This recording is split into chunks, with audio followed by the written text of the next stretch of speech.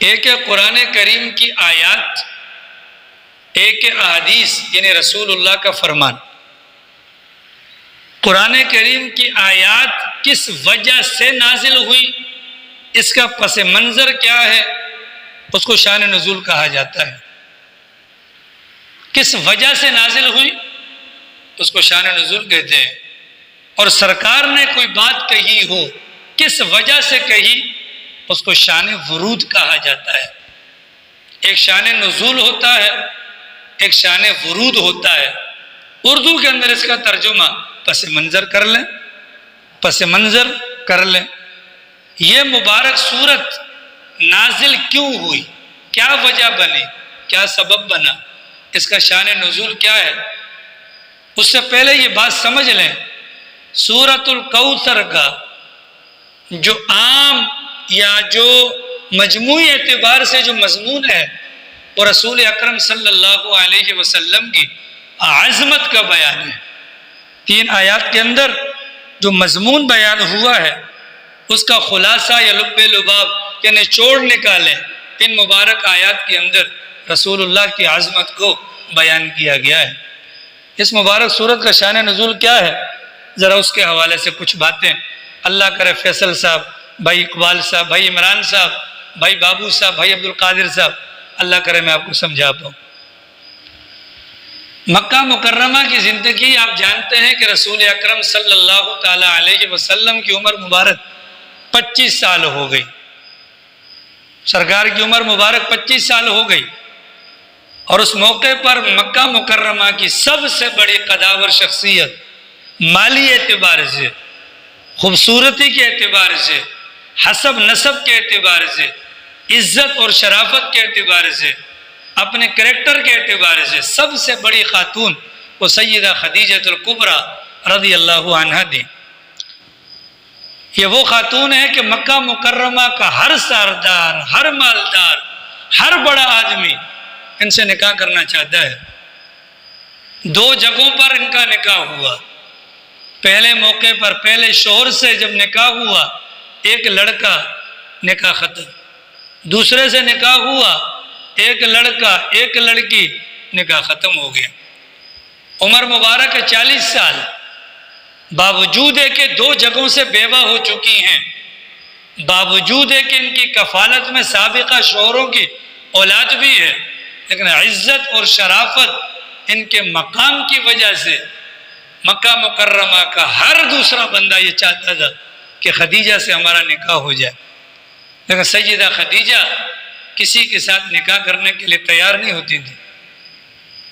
رسول اکرم صلی اللہ تعالی علیہ وسلم کی عمر مبارک جب ہوتی ہے 25 سال، حضرت خدیجہ الکبریٰ رضی اللہ عنہا اپنی سہیلی کے ذریعے سے پیارے پیغمبر صلی اللہ علیہ وسلم کو پیغام نکاح بھجواتی ہیں اپنی سہیلی کے تھرو۔ سرکار کے والد کا انتقال ہو چکا تھا، سرکار کے دادا کا انتقال ہو چکا تھا، اور سرکار دو عالم صلی اللہ تعالی علیہ وسلم اپنے چچا ابو طالب کی کفالت میں تھے۔ اللہ کے نبی تک خدیجہ کا پیغام نکاح آیا، اللہ کے نبی نے مناسب سمجھا، بہتر جانا اپنے چچا سے مشورہ کر لیا جائے۔ ابو طالب کو جا کر ساری بات بتلائی۔ ابو طالب مکہ مکرمہ کے سردار ہیں، وہ جانتے ہیں کہ خدیجہ کس قسم کی خاتون ہے، اور وہ یہ بھی جانتے ہیں کہ مکہ مکرمہ کے لوگوں کا خدیجہ کے بارے میں کیا ذہن ہے، اس سے نکاح کرنا چاہتے ہیں، اور وہ یہ بھی جانتے ہیں کہ خدیجہ کا پیغام نکاح کسی کے لیے آ جائے یہ بڑی خوش نصیبی کی بات ہے۔ تو سیدنا ابو طالب کہنے لگے کہ بالکل برخوردار موضوع مناسب رشتہ ہے۔ چنانچہ سرکار کے ساتھ یہاں سے سرکار کے 2 چچا ابو طالب اور حضرت حمزہ تشریف لے کر جاتے ہیں اللہ کے نبی کی جانب سے نکاح کے معاملات کو پایہ تکمیل تک پہنچانے کے لیے، اور سیدہ خدیجہ کی طرف سے ان کے چچا زاد بھائی ورقہ بن نوفل تشریف لاتے ہیں۔ مجلس نکاح منعقد ہوتی ہے، اللہ کے نبی کا نکاح ہو جاتا ہے۔ اللہ کے نبی کا پیغام نکاح کو قبول کرنا اور اس موقع پر نکاح کا انعقاد ہونا، اس موقع پر نکاح کا خطبہ سرکار کی طرف سے جو پڑھا جاتا ہے وہ ابو طالب پڑھتے ہیں، اور دوسری جانب سے حضرت خدیجہ کی جانب سے جو خطبہ پڑھا جاتا ہے وہ ورقۃ بن نوفل پڑھتے ہیں۔ خطبہ ہو گیا، نکاح ہو گیا۔ اللہ کے نبی علیہ الصلوۃ والسلام کو اللہ تعالیٰ نے حضرت خدیجۃ الکبریٰ کے بطن مبارک سے 4 بیٹیاں دی اور 2 بیٹے عطا فرمائے۔ ہمارے پیغمبر کی کل اولاد کی تعداد 7 ہے، ان 7 میں سے 6 بچے سیدہ خدیجۃ الکبریٰ کے بطن مبارک سے، اور 1 بیٹا پیدا ہوا ماریہ قبطیہ کے بطن مبارک سے۔ اللہ کے نبی کی پہلی بیٹی ہوئی حضرت زینب رضی اللہ عنہا، دوسری بیٹی پیدا ہوئی رقیہ رضی اللہ عنہا، تیسری بیٹی پیدا ہوئی ام کلثوم رضی اللہ عنہا، اور چوتھی بیٹی پیدا ہوئی سیدہ فاطمہ الزہرا رضی اللہ عنہا۔ اللہ نے چاروں کی چاروں بیٹیوں کو لمبی لمبی عمریں دی، سب کی شادیاں ہوئیں، اسلام کا زمانہ پایا اور اسلام قبول کیا۔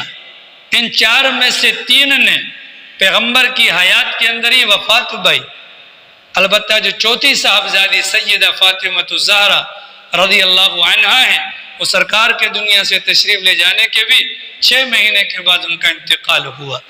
اولاد پیغمبر کی بیٹیوں کے اعتبار سے زندہ رہی، لیکن جو نرینہ اولاد ہے سرکار کی، ان میں سے حضرت قاسم پہلے بیٹے ہیں، حضرت عبداللہ دوسرے بیٹے ہیں، حضرت ابراہیم تیسرے بیٹے ہیں۔ ان تینوں میں سے کوئی بھی بالغ نہیں ہوا، سارے کے سارے بلوغت کے زمانے سے پہلے ہی انتقال کر گئے۔ ان میں سب سے زیادہ عمر پائی حضرت قاسم نے، جو سرکار کے بڑے بیٹے ہیں، اور قاسم پر ہی پیغمبر کی نسبت کنیت ابو القاسم قرار دی گئی۔ جب تک پیغمبر حیات تھے ابو القاسم کنیت رکھنا کسی اور کے لیے جائز نہیں تھا۔ تو پہلے بیٹے سرکار یہ زیادہ بڑے ہوئے، مطلب ان کو لمبی عمر ملی، لیکن لمبی عمر کتنی؟ 8 یا 9 سال تک، 8 یا 9 سال۔ چنانچہ ہمارے بڑوں نے فرمایا کہ 8 یا 9 سال کی عمر کو یہ پہنچے اور کوشش کر کے گدھے پر اور گھوڑے پر سوار ہو جاتے تھے، اس عمر کو پہنچے۔ ان کا انتقال ہو گیا۔ ان کے انتقال کے بعد اللہ تعالیٰ نے دوسرا بیٹا دیا، نام عبداللہ رکھا۔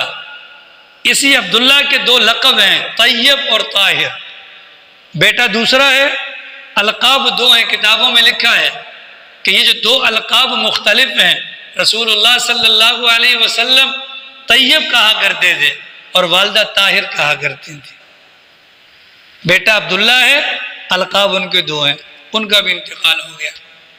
اب جب ان کا بھی انتقال ہو گیا اور حضرت قاسم کا بھی انتقال ہو گیا، تو مکہ مکرمہ کے اندر جو کافر لوگ آباد تھے انہوں نے خوشیاں منانا شروع کر دی۔